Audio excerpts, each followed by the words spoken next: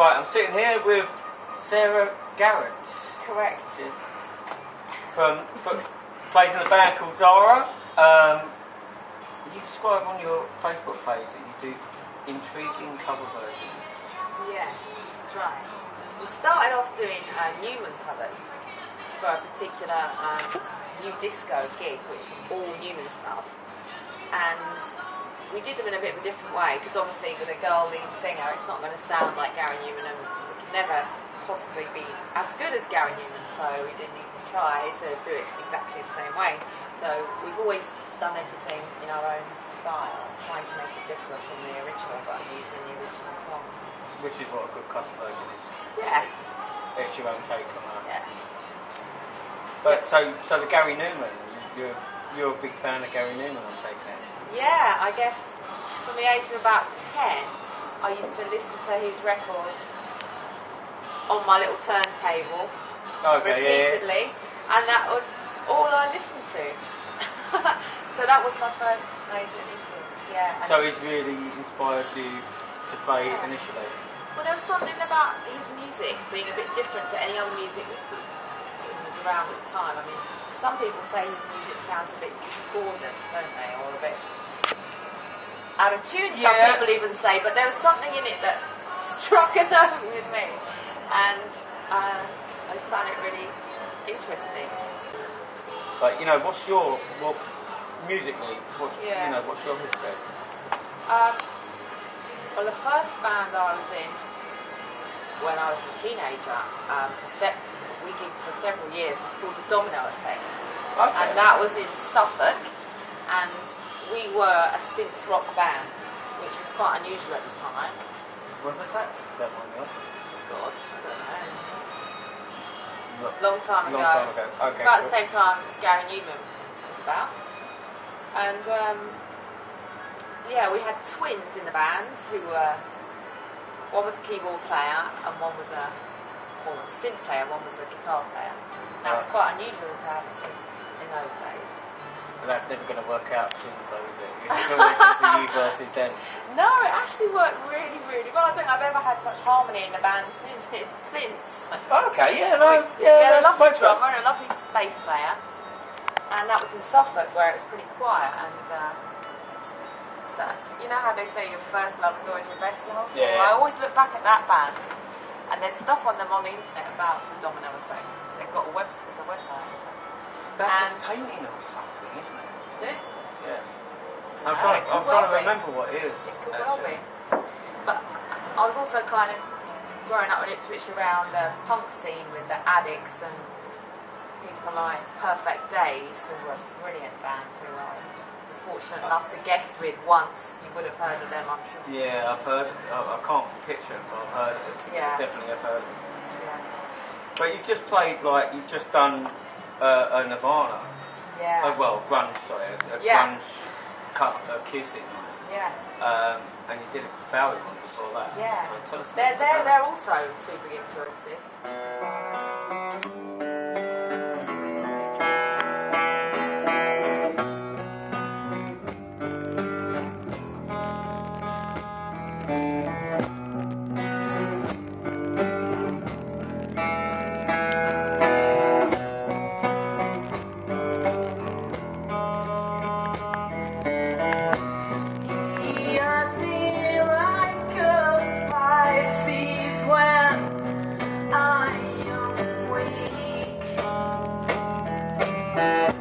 I've been locked inside your heart-shaped box now for a week.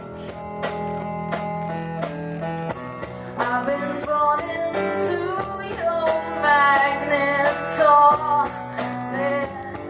trap. I wish I could eat your cancer when you Right, so how did it go then last night?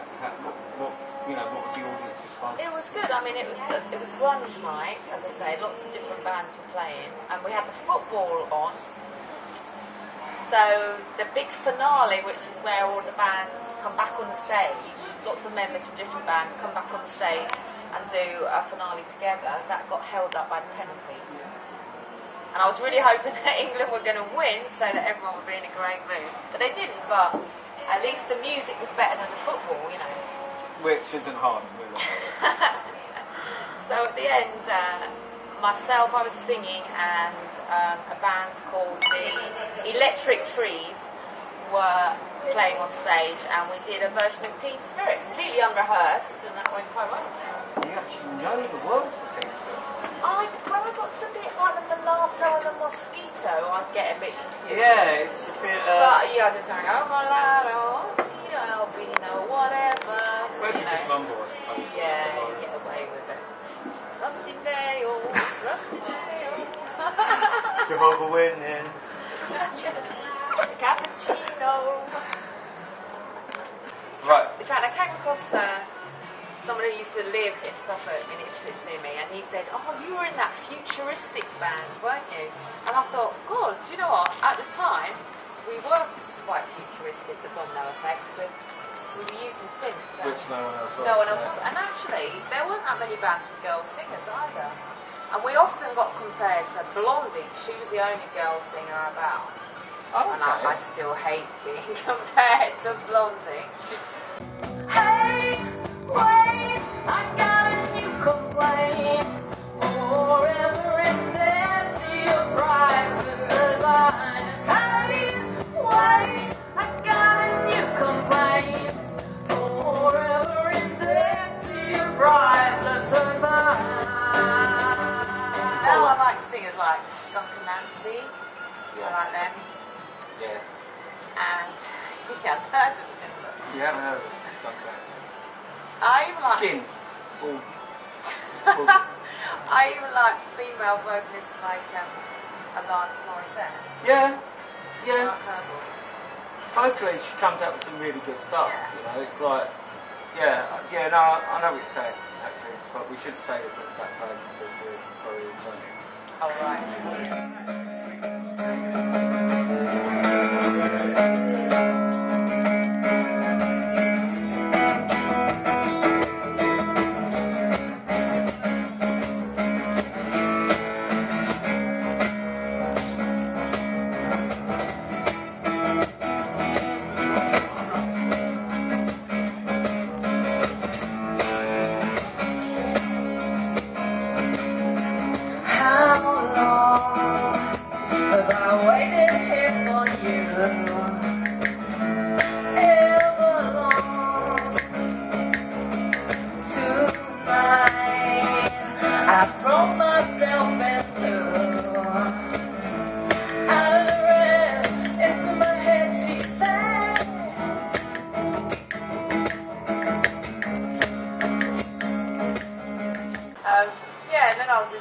Indie bands in Bristol, where the whole And that's where you're from? scene was going. No, I'm from Suffolk.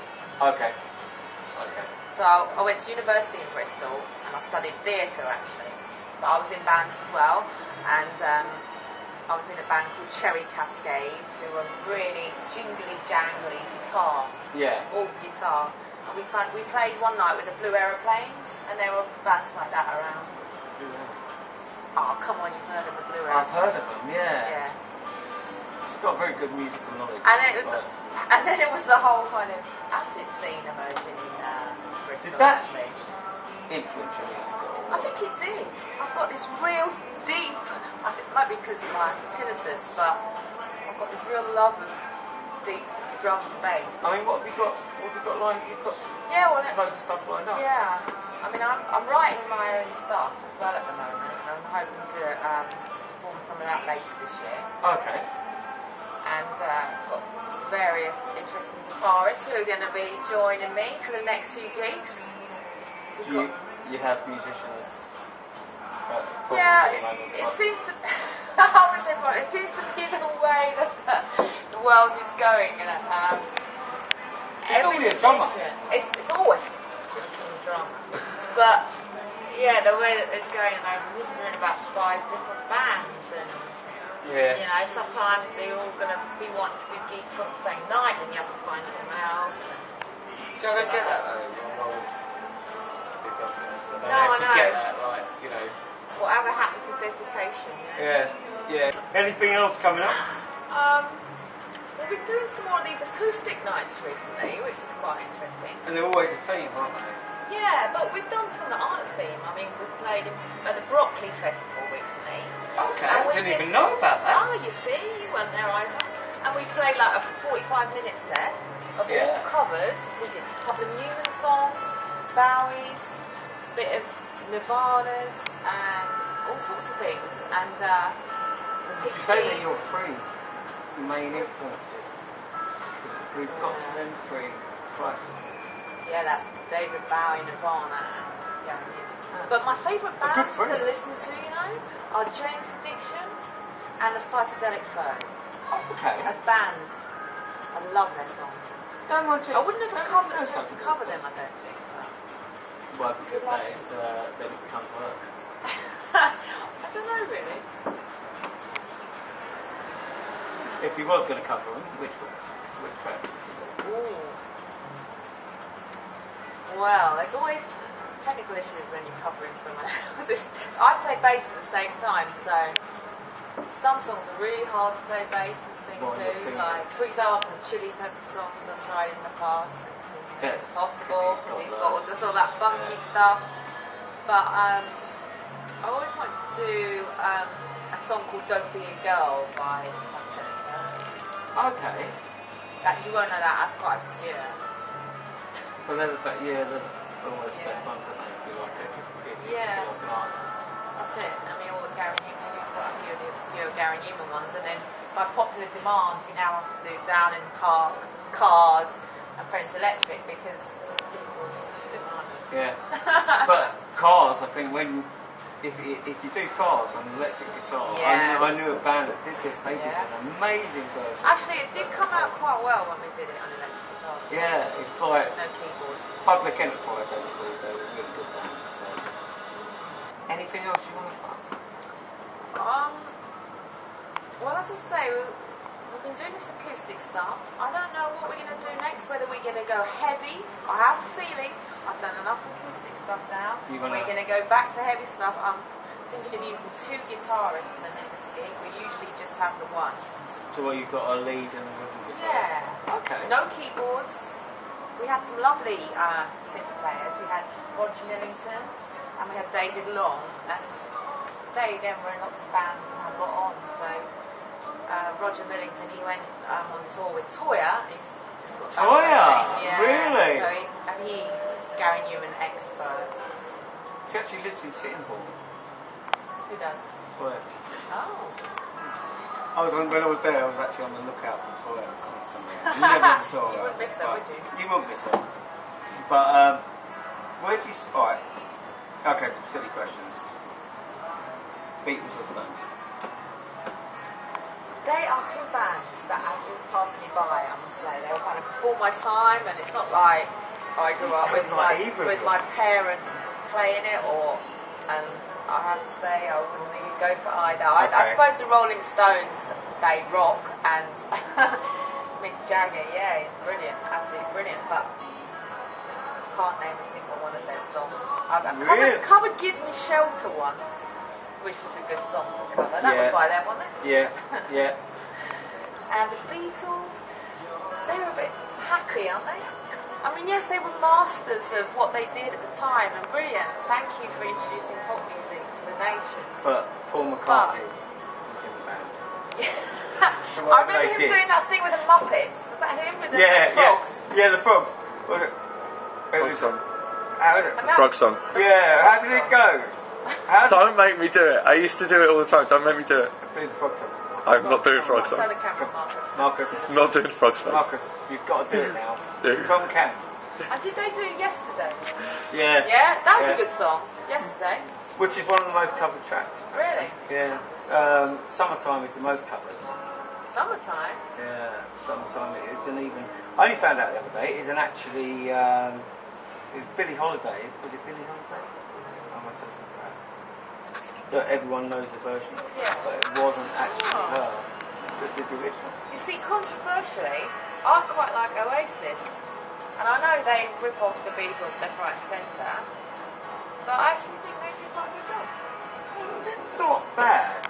They're not bad. And they've got a simple sort of, they've got the 3 chords. and it works. They've got a really, do you know what I mean? And every song's catchy. Yeah. So yeah, I know what you mean. But again, we're not allowed to talk about this. Now, last question, my famous last question. Where do you see yourself, the band, in 5 years' time? I think we'll be doing more mixed sets. This is what I'd like to do. And more kind of freaky minimal stuff. I'm quite into what bands like the XX do. Okay. Right. So I think we'll be bringing in some unusual percussion and some synthesizers. I've recently bought a new synthesizer. So you're getting a bit more experimental. Yeah, that'd be the word. Experimental. So we might do some really, I think we need to do some heavy grungy songs in the set. Always good. Some experimental synthy songs in the set. And yeah, some kind of minimal, maybe even acoustic stuff as well. Just to mix it up. And some of my own songs too that I'm working on. Actually, you know what, I'm going to ask you one more question. Okay. Any chance of an album, EP, anything like that? I guess, yeah, that definitely. I started doing some recording recently. Yeah. Also, got plans for a video too. Okay. Working with a guy that's an animator. So, yeah. And what will that look like? Probably happen in the next 6 months. Oh, cool. Good. Okay. Yeah. So Sarah's now going to introduce... Am I? Oh yeah, so this clip we're going to show now is a clip from the Grunge Night last night, which was at the Scream Lounge in Croydon, where there were lots of local bands playing, and at the end of the night, various members of the bands all got up on stage to do a finale, and I was singing, and was it Screaming Trees, wasn't it? Electric Trees, I think. The Electric Trees, yeah, were playing the instruments. Screaming Trees is better. Yeah. The Electric Trees are backing me on this. Hello.